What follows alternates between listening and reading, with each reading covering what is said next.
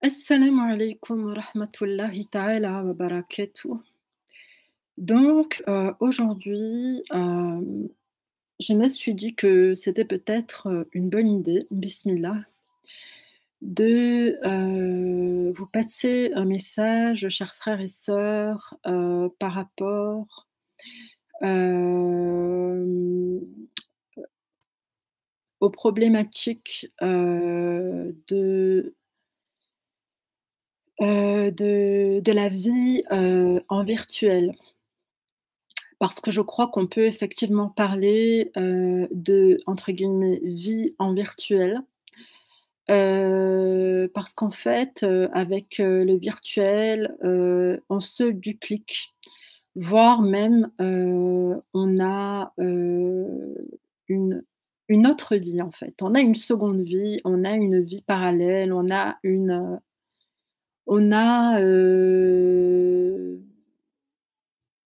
vie sur les réseaux sociaux, sur internet, que l'on construit de toutes pièces, avec des morceaux d'images, des morceaux de paroles, avec, parfois des bandes son que l'on ajoute, avec parfois des montages, que l'on arrange, et que,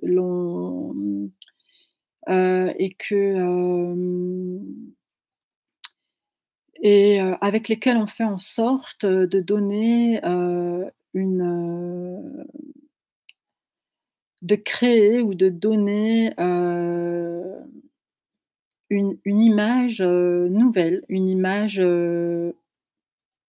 nouvelle et souvent, lucrative. Et en fait, il faut bien, garder en tête que, internet, c'est relativement nouveau, bien que, ça ait commencé, si je me trompe pas, bien que ça ait commencé, à rentrer dans la société vers les années, 90-95. Mais là, il y avait vraiment que très, très peu de gens qui étaient au courant. Ensuite, vers les années 2000, il y a beaucoup plus de il y a eu beaucoup plus, d'abonnements et c'était excessivement cher. Puis dans les années, 2005 et cetera, ça a commencé à vraiment, se populariser. Quoi qu'il en soit, bon, moi je suis pas, une historienne, de la technologie, et je suis là juste pour vous parler, et pour partager avec vous en tant que sœur, en tant que croyante, ma perception et mes préoccupations par rapport aux réseaux sociaux, par rapport à internet, par rapport à notre utilisation d'internet, par rapport aussi à la manière dont internet, fait intrusion dans nos vies, sur la manière aussi dont internet peut changer nos vies, dont internet peut changer nos personnalités, dont internet peut nous influencer en mal ou en bien, et cetera, et cetera. Et il faut bien garder en tête que ce sont des problématiques qui sont nouvelles, de la même manière, qu'un médicament qui est nouveau sur le marché et dont on n'a pas encore étudié les effets indésirables. Les effets indésirables d'internet, il nous faudra des années, et des années et des années et des années pour les étudier et pour bien les connaître. Et pour l'instant, nous, à l'heure actuelle, nous sommes, les cobayes. Donc, raison de plus pour être, encore plus prudent, pour être encore plus soucieux et plus à l'écoute à l'intérieur de nous, de ce qui se passe, hem, avec nous dans les réseaux sociaux, de ce qui se passe, à travers nous dans les réseaux sociaux. Je dis bien avec nous et à travers nous, et peut-être pas en notre faveur, mais bel et bien contre nous. Donc, donc, bon, me voilà aujourd'hui, je mets, la main à la pâte. Je mets la main à la pâte et je ne sais pas trop ce que ça va donner. En tout cas, je m'exprime parce qu'à mon avis, je dois le faire. Donc, je prends la parole. Alors, concernant, Concernant internet, on a tous, une certaine utilisation des réseaux. Alors, on s'informe, je crois qu'on s'informe tous de l'actualité à travers les réseaux. Je crois qu'on a tous délaissé, la télévision, qu'on a tous délaissé, en partie les journaux papier et je crois qu'on se sert, tous plus ou moins, fréquemment et régulièrement des réseaux sociaux, que ce soit, des réseaux sociaux et d'internet, que ce soit pour, lire les informations, que ce soit pour prendre, des nouvelles ou observer nos coreligionnaires à travers, les réseaux, que ce soit pour s'instruire en religion, que ce soit pour s'instruire, dans divers domaines, que ce soit pour, prendre, des heures, de soutien scolaire ou, des cours, divers et variés. Je crois qu'on a tous une importante utilisation d'internet à l'heure actuelle, d'autant plus que, le covid nous y pousse. Donc on se retrouve tous sur internet, dans des vies parallèles et dans des réverbérations, dans des échos, parallèles, alors que nos véritables vies, c'est nous. Au jour le jour, H24, on ne vit pas sur internet. On vit dans une véritable vie, à l'intérieur d'un véritable corps et non pas à l'intérieur ou à travers un ordinateur et à travers, des flux et des algorithmes. On vit dans un corps, qui a un cadre, des qui a des contraintes, qu'on ne retrouve pas, sur internet et ça, c'est important de le garder en tête et bien entendu, nous sommes des individus incarnés, de chair, d'os et d'eau, donc notre temps est compté. Parfois on est fatigué, parfois on est en forme, parfois on a faim, parfois on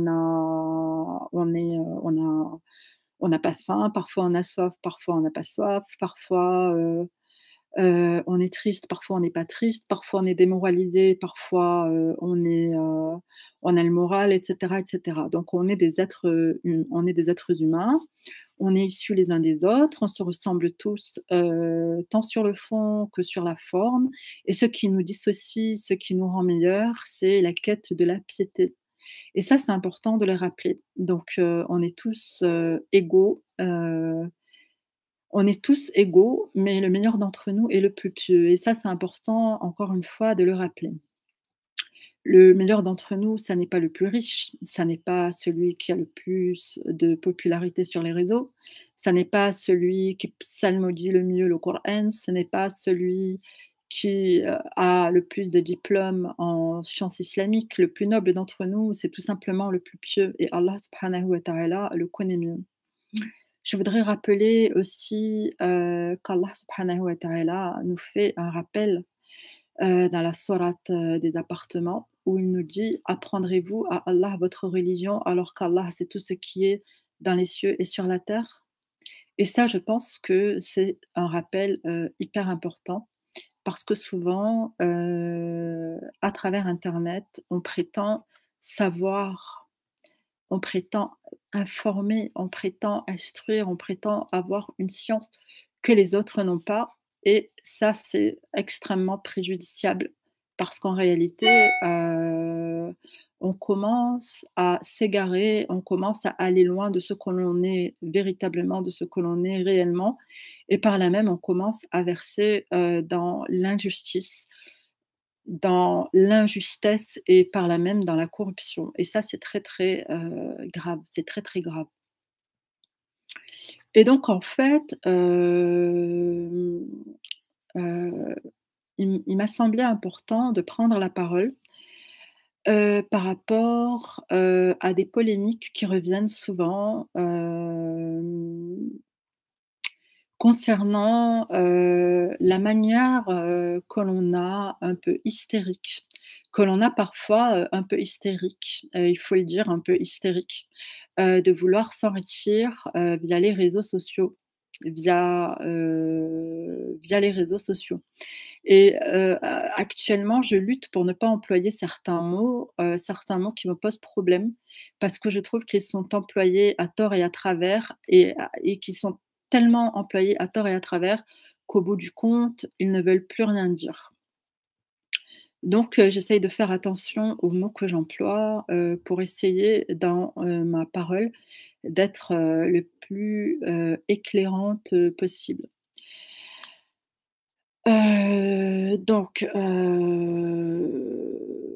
Rappelons la problématique. Alors, pourquoi est-ce qu'aujourd'hui je prends la parole?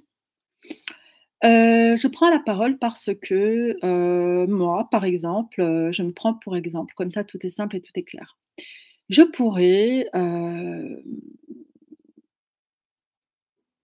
et oui, parce que j'aime bien le confort, j'avoue que j'aime bien le confort. Je préfère, le confort, je préfère dormir sur un matelas de qualité que dormir sur un matelas, à 50 € avec, des lattes, à 50 € et me retrouver avec, le dos, tout, carabiné, le matin. Donc je préfère le confort que l'inconfort. Je préfère la richesse que, la pauvreté, évidemment. Je préfère, la beauté que la mocheté, évidemment. Je préfère, la santé que la mauvaise santé, évidemment. Évidemment, évidemment. On préfère tous, certaines choses plutôt que d'autres, évidemment. Mais on ne va pas les préférer jusqu'à y perdre, notre religion, quand même. Ça, c'est important de le rappeler. Un peu de confort, oui, mais si ce confort nous fait perdre, notre dîn, non merci. Parce que le confort n'est pas forcément, quelque chose de vital. Le confort, il est vital dans une certaine mesure, dans la mesure de la bonne santé, dans la mesure de l'équilibre minimal, mais vraiment l'équilibre minimal qui est requis pour, heu, être en bonne santé, pour être juste, pour être droit, pour être équilibré, pour être un musulman, tout simplement. Voilà ce qui nous est demandé. Au-delà, on est dans une quête, on est dans un égarement, on recherche, avec excès, quelque chose au-delà de ce qu'Allah subhanahu wa ta'ala nous donne déjà pour la raison qu'on n'est pas assez confiant en lui et qu'on n'est pas assez avec Allah subhanahu wa ta'ala. Et c'est pour ça qu'il faut veiller, à se recentrer pour être avec Allah subhanahu wa ta'ala et ne pas se perdre dans une crainte et dans une dépendance d'autre qu'Allah subhanahu wa ta'ala, parce qu'autrement on va s'égarer.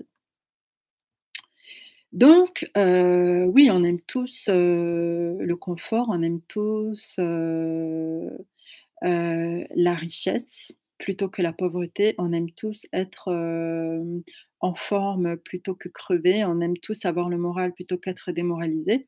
Oui, mais Allah subhanahu wa ta'ala, ne nous impose pas de rechercher, un bon moral, de rechercher, la richesse, de rechercher la santé et cetera, à travers, les réseaux sociaux. Je suis désolée, mais il y a d'autres endroits pour, devenir riche, il y a d'autres moyens pour devenir riche et il y a, d'autres façons de s'enrichir, d'aller bien, d'instruire et cetera. Il n'y a pas que les réseaux sociaux. Ça déjà, c'est important, de le rappeler. On ne dépend pas des réseaux sociaux. Faut pas exagérer non plus. Les réseaux sociaux, ça reste un outil, mais on ne dépend pas des réseaux sociaux. Maintenant, ceux qui vont faire en sorte de dépendre des réseaux sociaux, c'est eux qui se mettent en difficulté. C'est eux qui se mettent dans une mauvaise passe, parce qu'en réalité, ils pourraient, trouver leur subsistance ailleurs qu'à travers les réseaux sociaux, qu'à travers, l'internet et les règles qui régissent internet. Parce que les règles qui régissent internet ne sont pas des règles islamiques, loin de là. Ce sont, des règles, du marketing, libéral, capitaliste et profane qui vont faire que,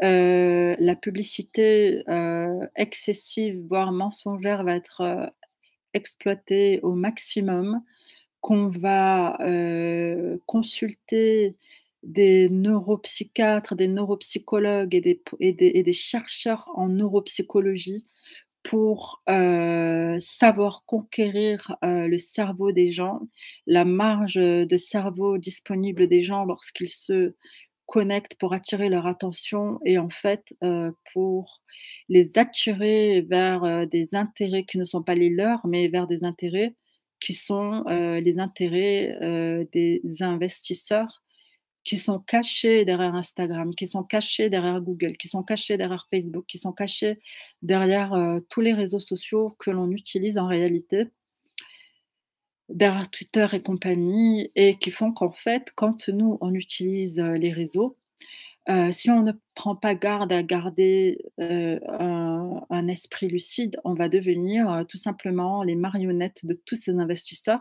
puisqu'on va utiliser leur code, on va adopter leur code, on va adopter leur manière la manière qu'ils nous ont imposée pour attirer l'attention des gens, pour attirer des personnes vers nous, voire même on va en arriver, si on ne fait pas attention, à se disputer toute cette clientèle d'attention humaine disponible et on va devenir des tyrans. On va devenir, des tyrans et on doit vraiment faire très attention à ce que l'on fait, à comment on le fait et à jusqu'où on risque, d'aller, dans le but de s'enrichir. Tout ça, c'est important à rappeler parce que, ça fait partie de la vérité. Donc, moi, je ne suis pas, omnisciente, mais, il me semble important de rappeler certaines choses.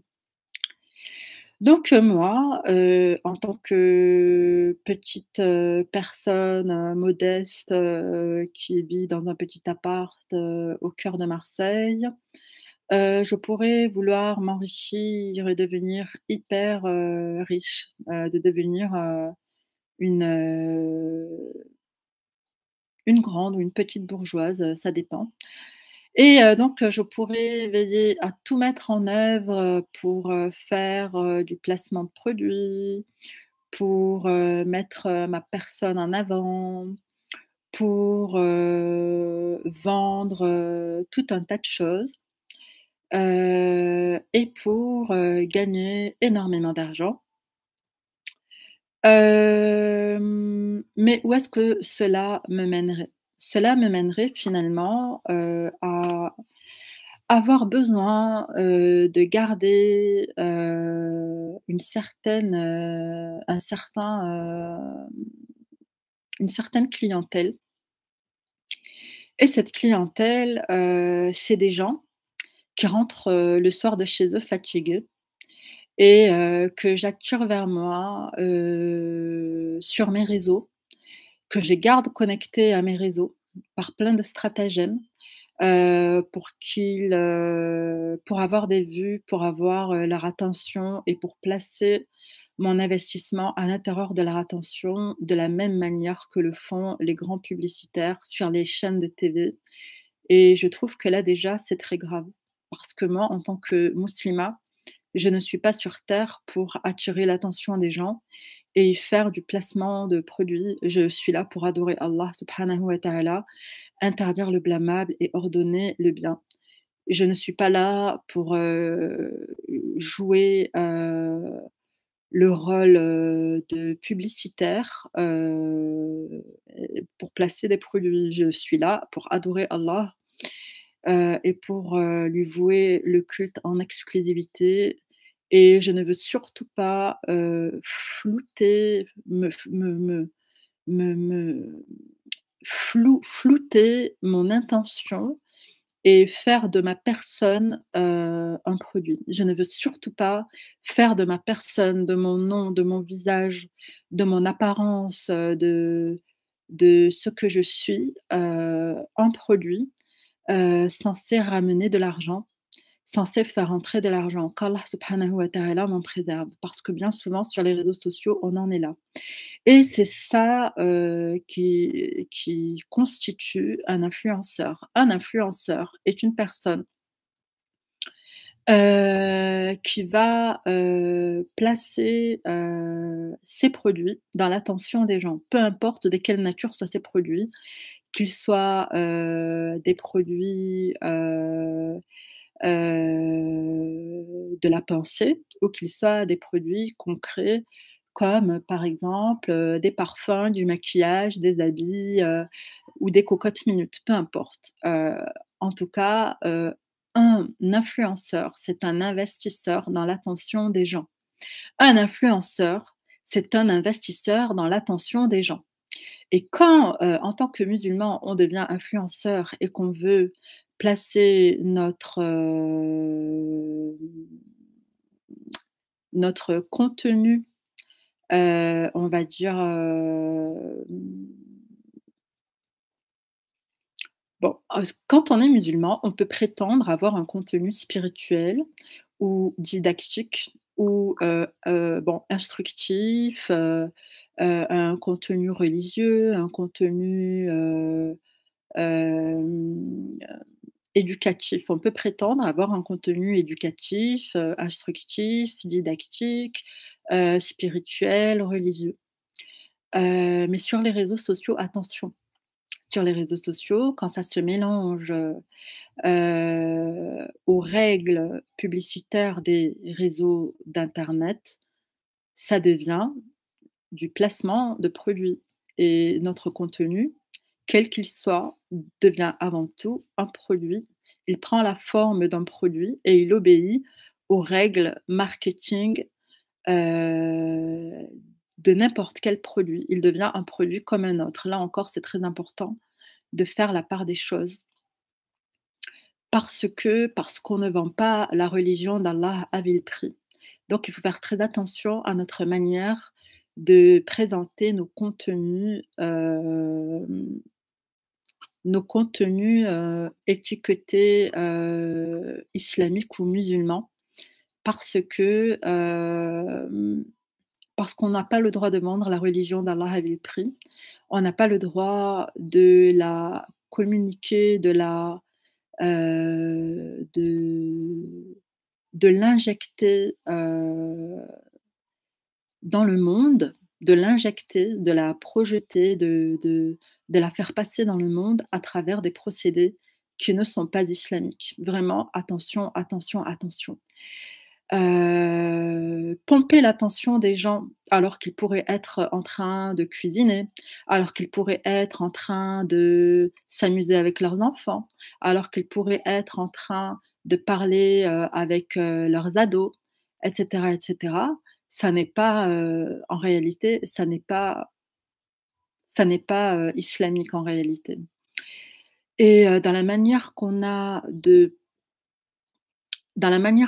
quand on est un investisseur, un influenceur investisseur, puisqu'en réalité, quand on est un influenceur, on est un investisseur.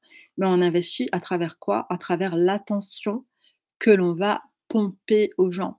Donc, je le répète, je l'ai dit tout à l'heure, mais les gens, au lieu d'aller dans leur lit dormir parce qu'ils sont fatigués, au lieu de lire un bon livre avant d'aller se coucher, ils vont se connecter aux réseaux sociaux et ils vont croire que leur, bénéfice est sur les réseaux sociaux. Ils vont croire que, leur bonheur est sur les réseaux sociaux. Ils vont croire que ce dont ils ont besoin se trouve sur les réseaux sociaux. Or, est-ce que c'est vrai? Est-ce que c'est vrai? Est-ce que véritablement ce dont ils ont besoin se trouve sur les réseaux sociaux? Ça, c'est une question à se poser. Est-ce que véritablement ce dont les gens ont besoin se trouve, dans ma personne ou dans mon contenu? Ça, c'est une question à véritablement se poser. Parce qu'il faut craindre Allah quand on est musulmane et il ne faut dépendre que de lui. Il ne faut pas dépendre d'une manière de vendre qui n'est pas islamique, d'une manière de placer des produits qui n'est pas islamique, d'une manière, d'user, et d'une manière d'user de la publicité, d'une manière de propulser du contenu publicitaire qui n'est pas islamique. On pourrait parler ne serait-ce que de l'obsolescence programmée. La publicité, elle fonctionne avec l'obsolescence programmée. L'obsolescence programmée, c'est quoi? C'est quand, on étudie, comment user une télévision, comment une télévision, doit griller au bout d'un certain temps pour que les gens aillent en acheter une autre. C'est quand on étudie comment un frigo ou une lampe électrique doit griller au bout d'un certain temps d'utilisation pour que les gens aillent en acheter une autre. Et avec ça, il y a tout un système, de commercialisation et tout un système de publicité, qui va de pair, avec, ce procédé frauduleux et nous, nous sommes, avec les réseaux sociaux, avec, la manière de se vendre, sur internet, avec, la manière de placer sa personne en tant que produit pour devenir un influenceur, on se trouve dans la même ligne de corruption, du commerce, en fait. Le commerce est corrompu, d'accord? Le commerce est corrompu et on ne doit surtout pas, heu, prendre, une mauvaise route, un mauvais chemin, et corrompre, ce que l'on a à transmettre à nos frères et sœurs à travers une manière, de se vendre, qui est profane tout simplement. Parce que le musulman ne se vend pas et la religion d'Allah ne se vend pas. Maintenant, on peut parfaitement, donner un cours et demander d'être rétribué. Ça, c'est un service. Tout service, se doit d'être, rétribué à partir du moment où on l'exige parce que, notre temps, doit pouvoir, nous permettre de subvenir à nos besoins.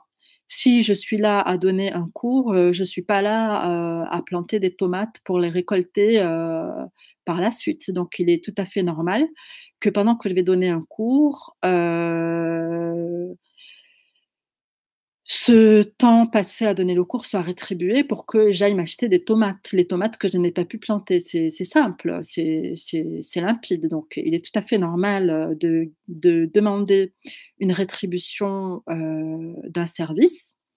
Par contre, il n'est pas normal de devenir, un investisseur, à travers l'attention que je vais voler aux gens, où je vais les faire s'oublier eux-mêmes, où je vais, les captiver à travers un écran, garder leurs pupilles, ouvertes, et captivés, par, mes paroles, par mon contenu, par mes publicités, par, tout un tas de choses que je vais mettre en œuvre pour les garder, dépendants, de mon flux, dépendants de mon contenu, dépendants de ma chaîne et pour ensuite leur proposer tout un tas de babioles, de bric-à-brac et de je ne sais quoi, et de je ne sais quoi, de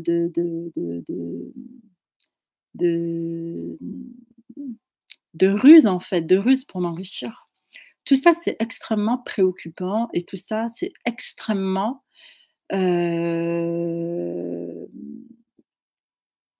c'est extrêmement important de s'en préoccuper comme il faut, parce que autrement, ma chère, communauté, mes chers frères et sœurs, on va droit dans le mur et qu'Allah subhanahu wa ta'ala nous en préserve. Quoi qu'il en soit, en ce moment ici, je vous ai noté, l'essentiel que j'essaye d'exprimer, maintenant, avec ma petite voix de petite personne, qui va bientôt s'éteindre parce que, voyez-vous, je ne sais pas combien de temps il me reste à vivre. En tout cas, j'essaie d'utiliser mon temps, comme, il le faut, inch'Allah, qu'Allah subhanahu wa ta'ala me l'autorise, me le permette et agrée ce que j'essaye de faire en ce moment. Donc, on veut conquérir, la marge de cerveau disponible de nos coreligionnaires pour leur vendre, des conneries. Bon, ça, c'est une chose. On veut conquérir la marge de cerveau disponible de nos coreligionnaires pour, avoir le monopole de l'expression pendant qu'eux, ils sont là derrière leur PC à nous écouter et à lâcher des «Mashallah, oh, mashallah». Bon, OK, ça c'est encore une chose. Donc on garde, notre clientèle, nos suiveurs, nos «fidèles» entre guillemets, oui, nos «fidèles» entre guillemets, wa a'udhu billah, qu'Allah subhanahu wa ta'ala m'en préserve. Donc, on garde entre guillemets «nos fidèles», nos suiveurs, en dépendance, à nous, en fait. On va pas, leur montrer comment se apprendre, à être indépendant, comment apprendre à distinguer le vrai du faux, comment apprendre à être, des gens lucides, des gens pieux, des gens forts, des gens qui seront bi-idhnillah capables de générer de la justice, capable de générer de la lucidité, capable de générer de la connaissance, capable de générer de l'intégrité. Non, c'est pas ça qu'on va essayer de générer via les réseaux sociaux, mais on va essayer de générer une dépendance à nos flux pour, faire du placement de produits dans l'attention de ces pauvres personnes dont on va faire nos fidèles et ces pauvres personnes que l'on va manipuler parce il nous faut de la clientèle, il nous faut de la clientèle et surtout, surtout, si un jour on perd des abonnés, Mamma Mia, il faut vite regagner davantage d'abonnés parce que sinon ça veut dire qu'on commence à être en faillite. Aïe, aïe, aïe.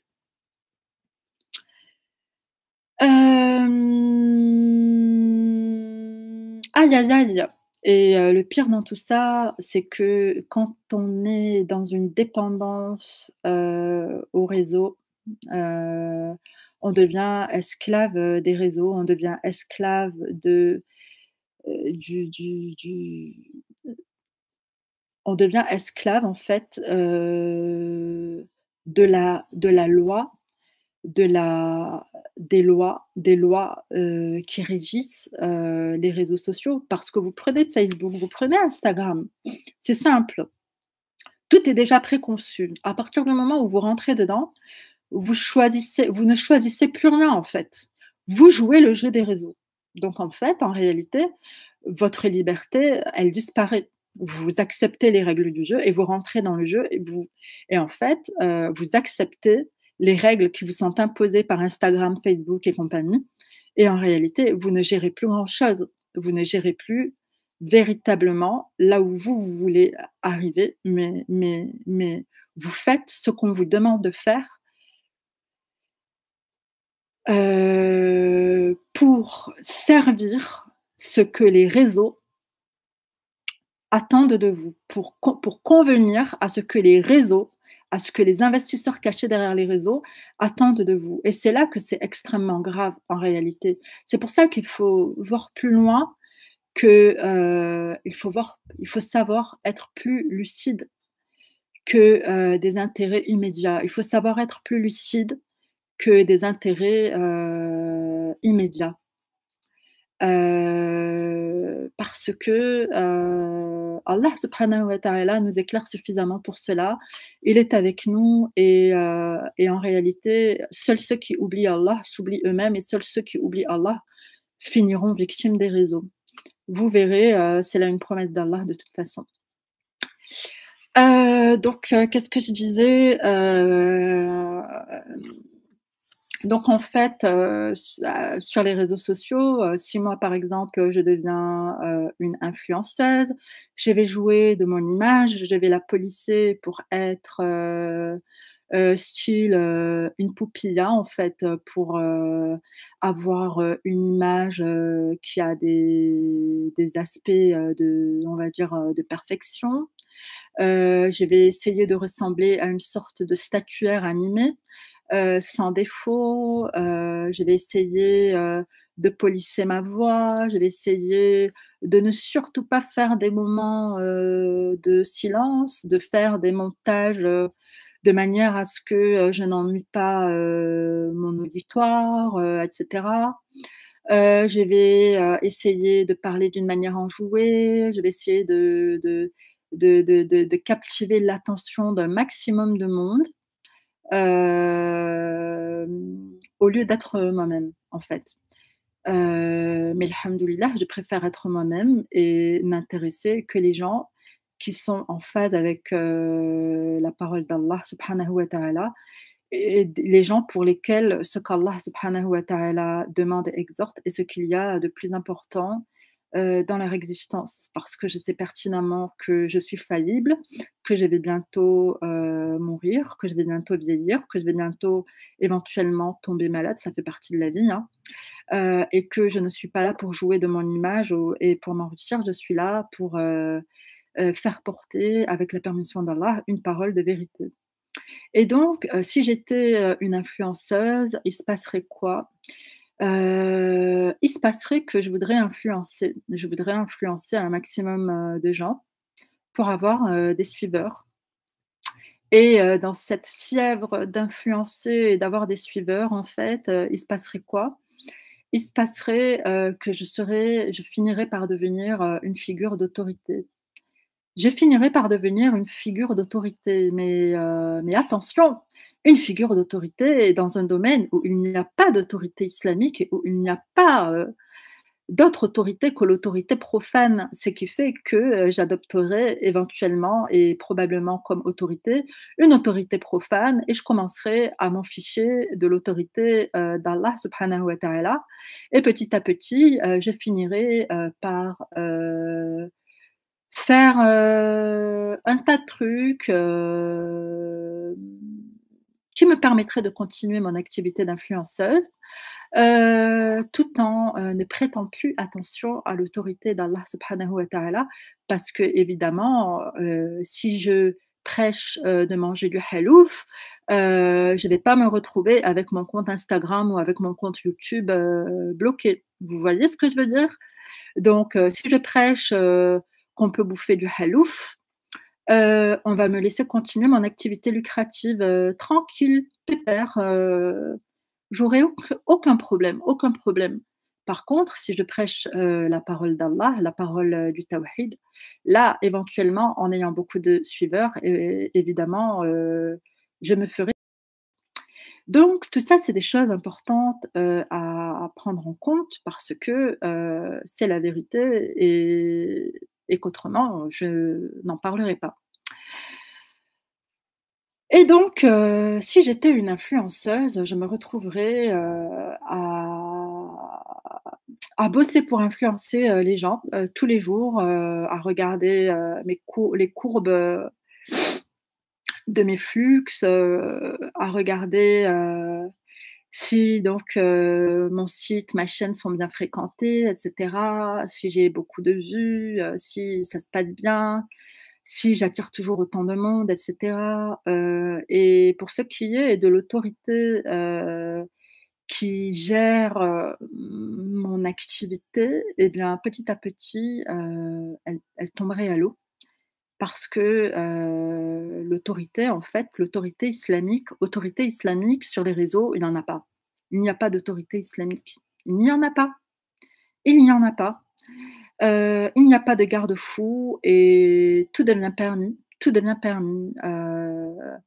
D'ailleurs, et qu'Allah subhanahu wa ta'ala, nous en préserve, si, un imam aujourd'hui, imam voudrait demain, se prostituer, rien ne l'en empêcherait, rien ne l'en empêcherait. C'est pour dire à quel point les réseaux sociaux sont dangereux, parce qu'il n'y a pas de garde-fou islamique. Il n'y a pas de garde-fou islamique et tout, prétendu prédicateur, tout prétendu imam, qui se joue, c'est très important. Le verbe se jouer, qui se joue sur les réseaux sociaux, et bien,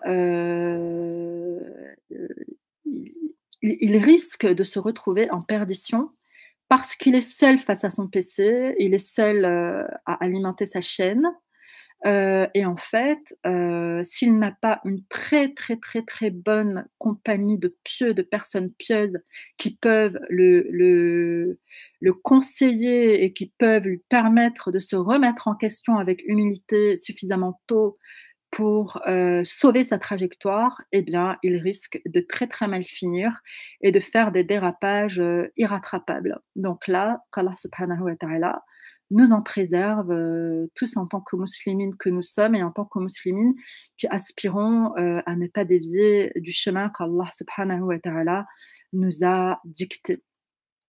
Voilà, donc ça, c'est pour l'autorité. C'est vraiment très, très, très important de bien s'entourer, et surtout de garder une véritable humilité pour pouvoir se remettre en question et voir, de reconnaître, nos torts, de reconnaître, nos faiblesses, de reconnaître, nos déviations, de reconnaître, nos bêtises, nos conneries et de dire, «Oui, mes chers frères et sœurs, je reconnais que j'ai fauté. Je reconnais, que je me suis, égarée, mais voyez-vous, je ne souhaite pas, vous égarer, mes chers frères et sœurs. Donc voilà, quelles ont été mes erreurs. Surtout ne faites pas comme moi, car, notre, avenir, qu'est-ce qu'on pourrait dire? Notre, notre vocation vaut bien mieux que tout cela. Notre vocation de muslimine, sur terre, vaut bien mieux que toutes ces histoires, d'influenceurs, de réseaux sociaux, de chaînes YouTube et compagnie. Donc voilà. Après,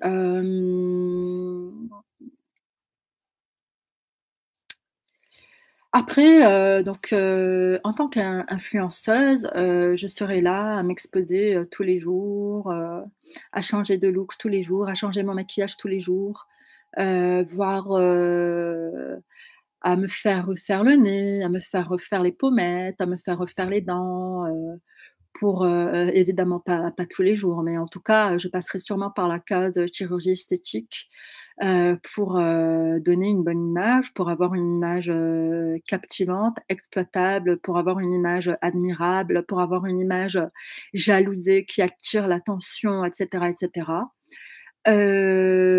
L'exposition de soi, c'est, un sujet, qui rejoint, le virtuel. Évidemment, puisque l'exposition de soi, c'est l'exposition d'une partie de soi et non pas l'exposition, du vrai soi. L'exposition du vrai soi, il est mieux connu elle est mieux connue, d'Allah subhanahu wa ta'ala. Rappelons qu'Allah subhanahu wa ta'ala nous dit dans le Coran: «Le jour où rien en eux ne sera caché à Allah». À qui appartient la royauté aujourd'hui? Elle appartient à Allah, le dominateur. La royauté appartient à Allah, le dominateur. Donc Allah subhanahu wa ta'ala, il sait parfaitement ce que l'on cache et ce que l'on divulgue. Le fait de s'exposer en soi, ça n'est pas forcément, un problème.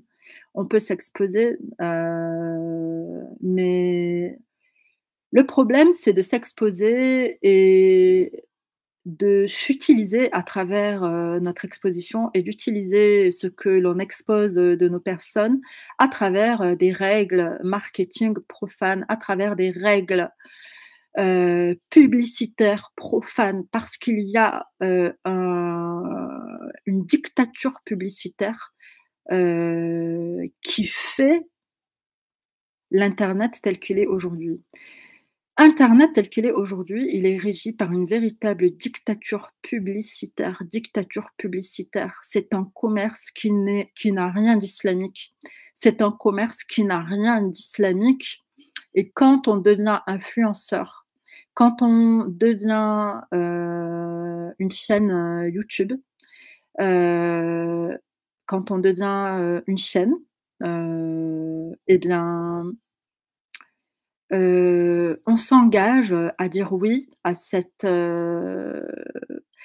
esprit mercantile qui est profane, qui est tarout, qui n'a rien d'islamique, qui obéit à des lois de concurrence et de profit aveugle, qui n'ont rien d'islamique et on dit oui, en fait, voilà, on dit oui. On dit oui À partir du moment où on ouvre une chaîne YouTube et qu'on devient, youtubeur avec une chaîne monétisée et cetera, on dit oui à tout ça et c'est extrêmement problématique et c'est très important de bien réfléchir à, notre devenir. Alors, qu'est-ce que l'on veut, devenir, à l'avenir?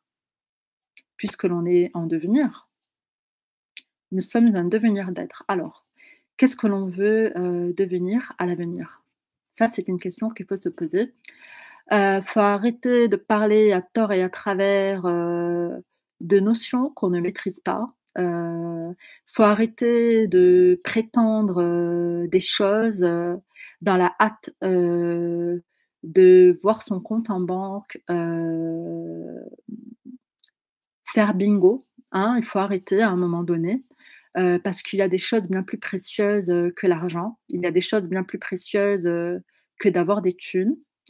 Donc à un moment donné, il faut savoir faire une pause, il faut savoir s'arrêter et poser, à plat, les vrais problèmes et véritablement y réfléchir. Parce que je le répète encore une fois, il y a plein de manières de gagner sa vie, décemment, correctement, sans tromper les gens. Hem et hem on n'est pas obligé de gagner sa vie à travers internet, d'accord? Ça, c'est important de le rappeler. On n'est pas obligé de gagner sa vie à travers internet. Il y a plein de moyens de gagner sa vie. On n'est pas, enchaîné, aux réseaux. On n'est pas dépendant des réseaux. On n'est pas esclave d'internet, à part si éventuellement on l'a voulu. Vous savez, la question de l'esclavage, dans l'islam et dans le Coran. L'esclavage l'esclavage,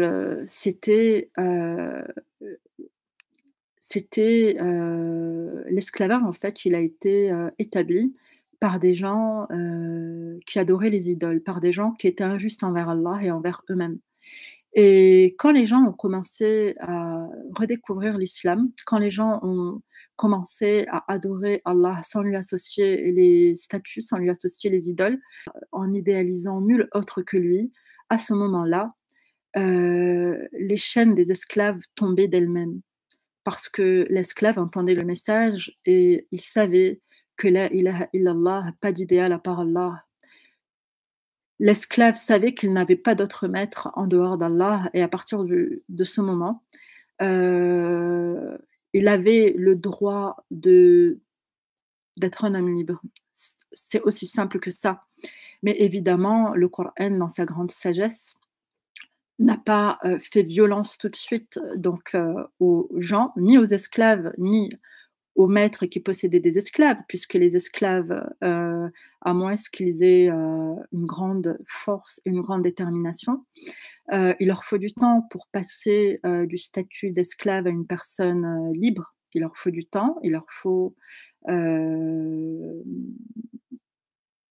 c'est quelque chose, passer du statut d'esclave au statut d'homme libre, il nous faut du temps pour ça.